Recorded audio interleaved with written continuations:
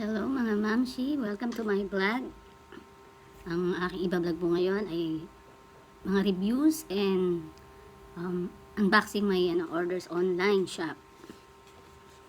Gusto ko lang itong gawin kasi gusto ko i-share yung mga product na nabili ko, kung ano yung effect, kung maganda ba siya, para hindi tayo mabudol. Alam mo naman ng mga mami, pag trending sa online, gusto umorder at gusto nilang subukan. Gusto nating subukan yung mga product, lalo na pag beauty products, di ba? Ang una kong i-reviews ay itong orange ng yan. Try natin, no? Dali tatlo yan binili ko. Tatlo yan. Tatlo to. Titingnan natin kung maganda ba siyang gamitin. Okay? First, try natin itong orange exfoliating glutathione gel with Gimilan. Sabi nila, maganda raw itong panlinis sa face. So, umpisa natin dito. Totoong, tatanggal ng mga dumi. Kasi kahit bago tayong ligo, yan pa rin natitirang dumi sa mukha natin.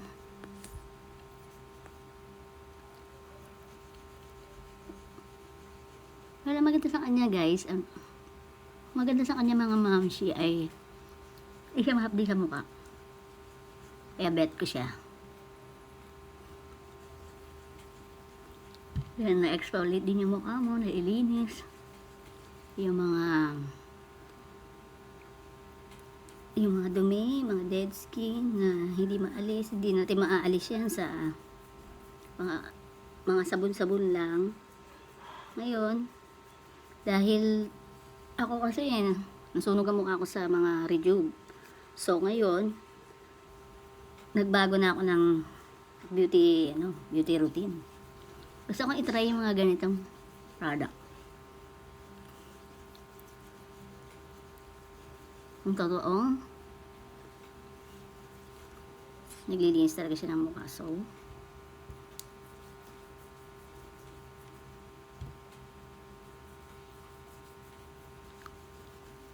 dahil mainit ngayon, nakakatakot ngayon, mag-rejuve.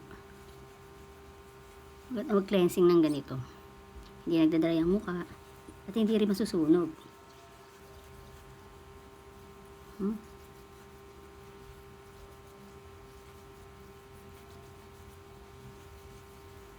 Yan. Dami. Ay, meron, diba? So, kailangan natin ng wet tissue. Wet tissue. Para matanggal yung tissue.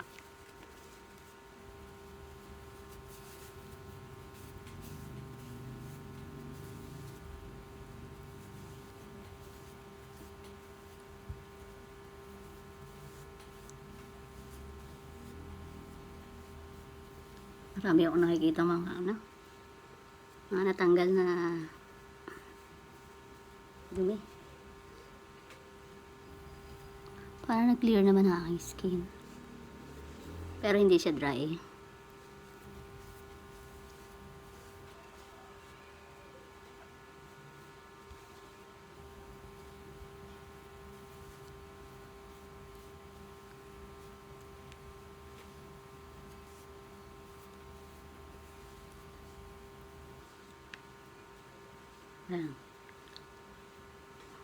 Linis na. So, habang pinapatuyo ko siya, mag-lotion muna ako. Try natin to lotion.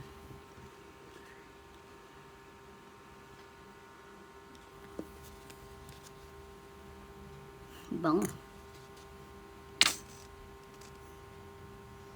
Kulay pink. Okay.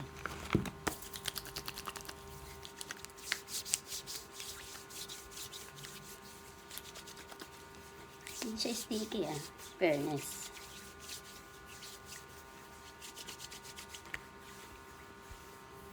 Tsaka ano siya, mabango siya. Unti lang ilalagay pero ano na, hindi siya nag-stick. Lalo na ngayon mainit ang panahon, hindi tayo nag-lotion na masyadong ano, sticky, mainit sa katawan mo. Okay, the next, basta mag-lotion. Try natin ngayon itong Gluta Whitening Lacy Cream.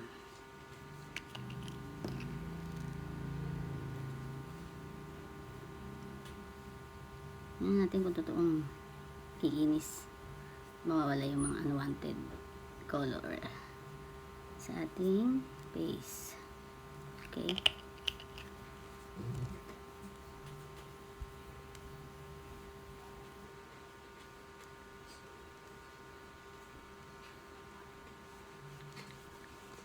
Masyadong konti. Bango rin yan. Hindi siya masyadong sticky. Very light lang.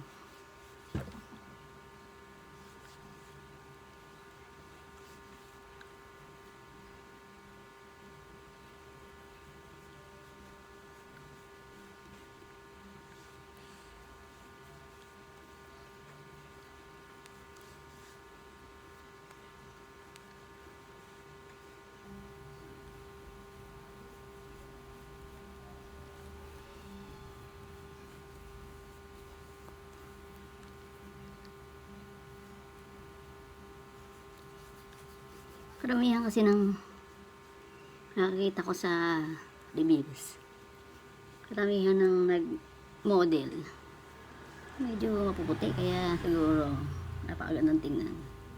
Ako kasi morena lang ako. Ayan. Ganda ba na ano ba?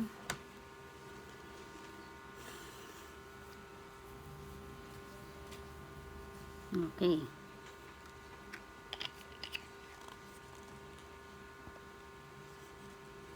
Ngayon, ang masasabi ko sa product na to, pwede na sa mga hindi naman naghahanap ng masyadong mahal na product. Pwede na to para sa ating mga mamshi. A few moments later. Ngayon naman, tapos na tayo mag-review sa Gimilan products. Kaya naman natin ngayon i-open ang O2O beauty products.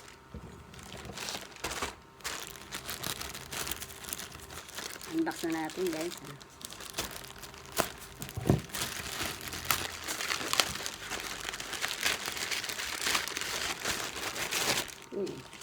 Well pack. Pack na pack. Trending na trending to. Yan, nag-curious ako. So, malaman. Talagang maganda siya. With my own eyes. Ha? Oh. What is this? Set na kinuha ko eh. Uy. O2O caution. Kita mo ba? Kita ba?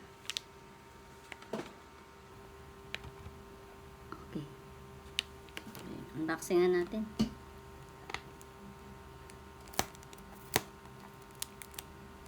Number 2.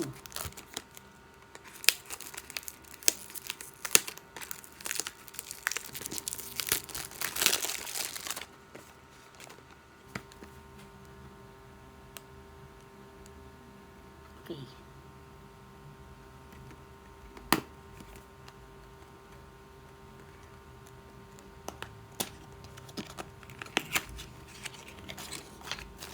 Wow. Ganda.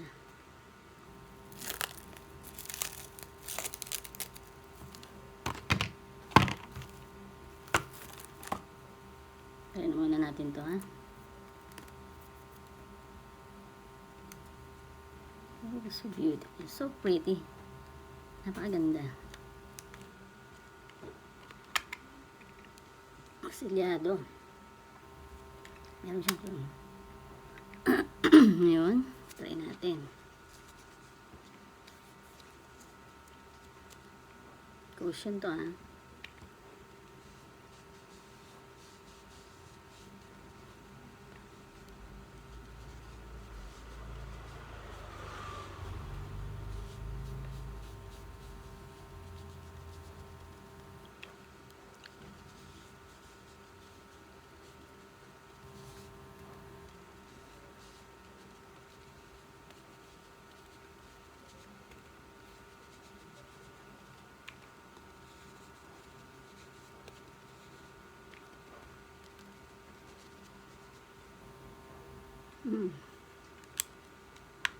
Mayroong dip sa ilalim.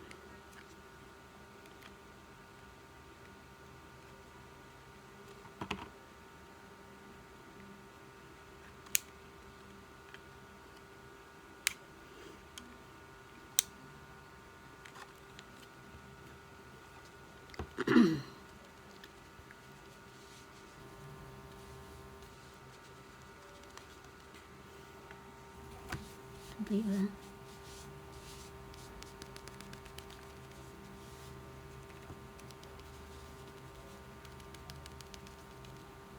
Okay.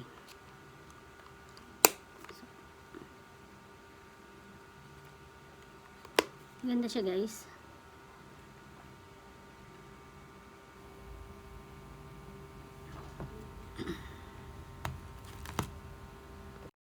Later. Try naman natin itong blush on.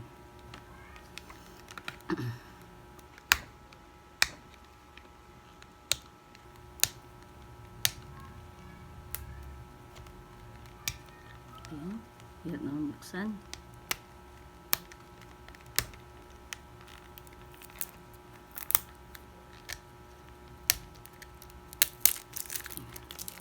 Ayan, plastic.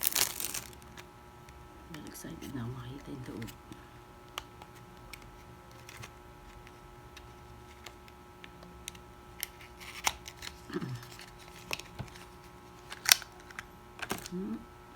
Siya ang ganda rin. Uy. Sabi nila, blush on daw ito.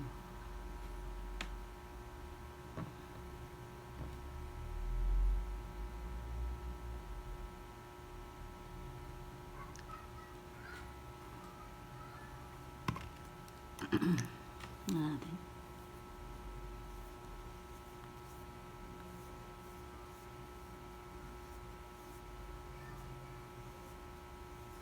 Diba?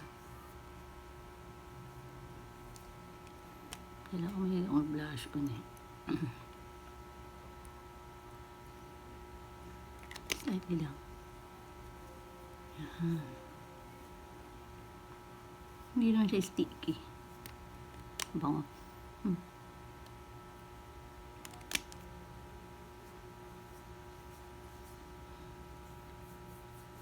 Yan.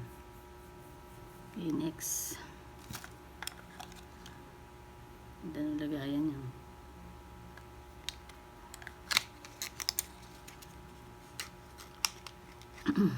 Hindi naman siya masyadong mahal, pero maganda. Pwede na sa mga mami na gusto lang garon din ng makeup kit na hindi naman kamahalan. Alam mo naman tayo mga mami, kailangan natin magtipid. Lalo na kung hindi tayo mayaman at wala tayong budget. So, pili tayo ng product na maganda na mura pa. Okay. Ito naman ang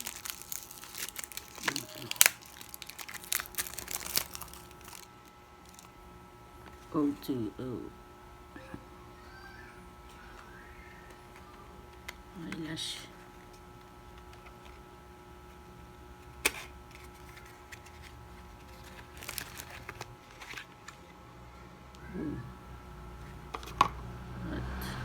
Siya. Uy. Ang kapal ng ano. Ganda talaga ng ano niya. Quality niya. Titingnan natin.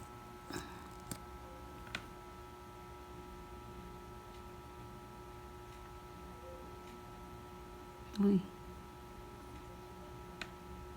Hindi siya masakit sa mata kasi ang mata ko kasi sensitive sa mga, kaya nga hindi ako nakakapag contact lens eh. Kasi madali ako maluha. So, hindi na siya, wala rin siyang amoy, hindi katulad ng ibang mascara na na maamoy. Siya maganda. Mabango lang. Hindi masakit sa ilong.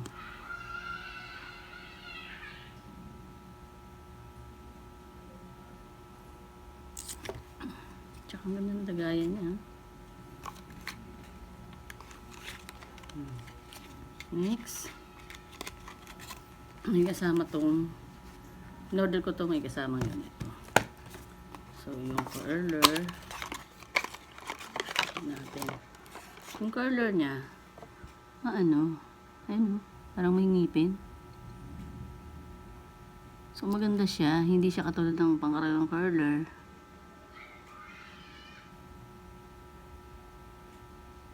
Na naka-flatten lang yung ito, parang siyang may ngipin para sumabay yung pilik mata mo.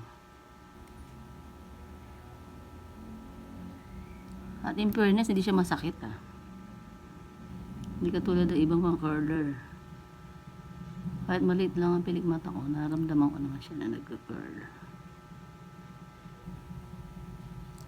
Ganda ng brand na to. Hindi siya makapal. Hindi siya masakit sa mata, hindi siya mahirap gamitin, madali lang. Tsaka quality yung product. And the last one, kasama ng O2O, ito pa isa. Ito yung kasi ako ay hirap magkilay. So, itatry natin itong ang kilay nila. Brown. Wow. O2O. Diba? Ganda ng packaging. So,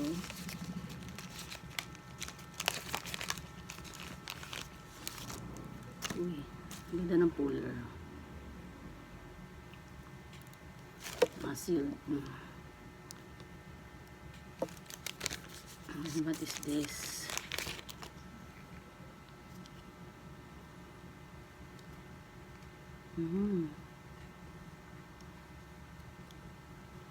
Okay, may kasama siyang babies. Ano ba ito? Cutter. Okay, open na natin to. Try natin.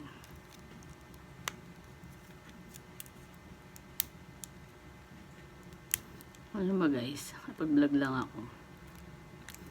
Dahil home alone ako sa bahay. Wala silang lahat dito. Ako lang dito.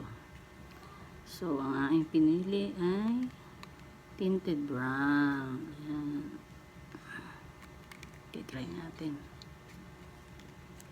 Ganda siya. Ganda. Uy. Parang paano ito bubuksan. Okay.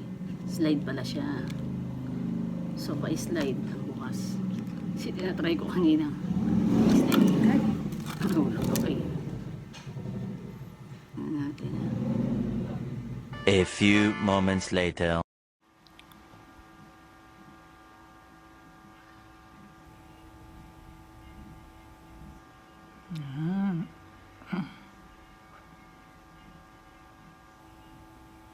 Maganda siya dahil hindi siya katulad ng mga pencil na yung brows mo talagang napabrush mo siya. Oh, diba? Ayoko yung kasi masyadong kapal, kilay. Maganda sa kanya, hindi siya sticky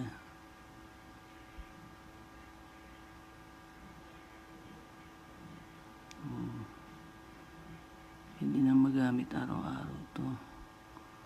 Kasi madalas yung mga pencil sa mga ano mo mabibili, hindi masyado, sabihin wala talaga, as in walang brand. Kasi nagkakaroon ka namang ano sa mga kilay, parang butlig. Kaya hindi rin ako basta gumagamit ng mga eyebrow na pencil na sa ano lang nabibili. Kasi nga, medyo sensitive ang kilay ko, madaling kung magkaroon ng mga butlig-butlig. Siguro sa chemical.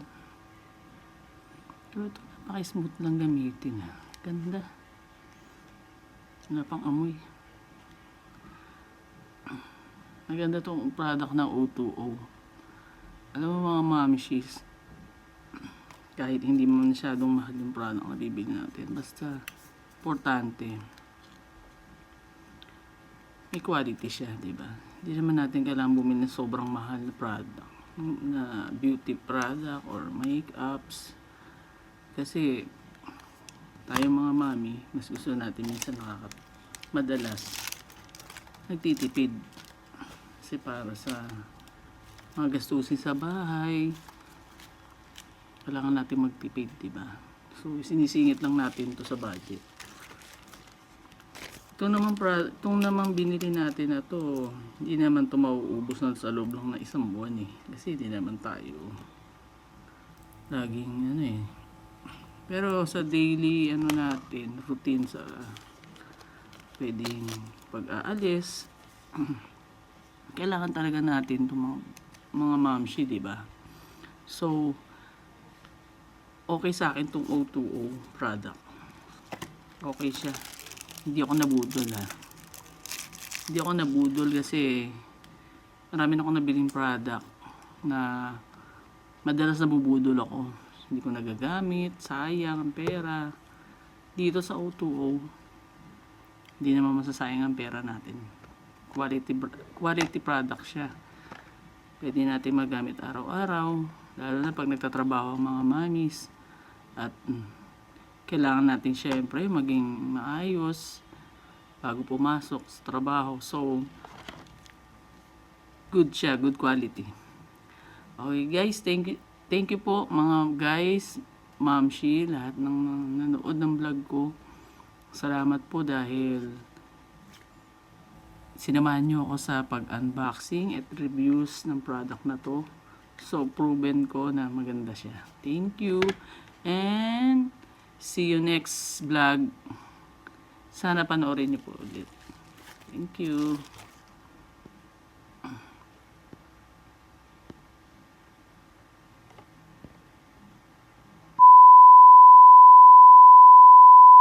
Yan, mga mamshis.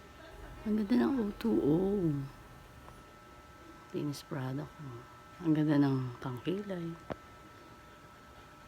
Then yung blush on niya. Maganda rin siya. Pati yung blush on, pwede rin sa lips. Diba? Very, very light lang. Daily makeup. Kung saan ka pupunta, pwede mo magamit. Okay. Approve ka sa akin.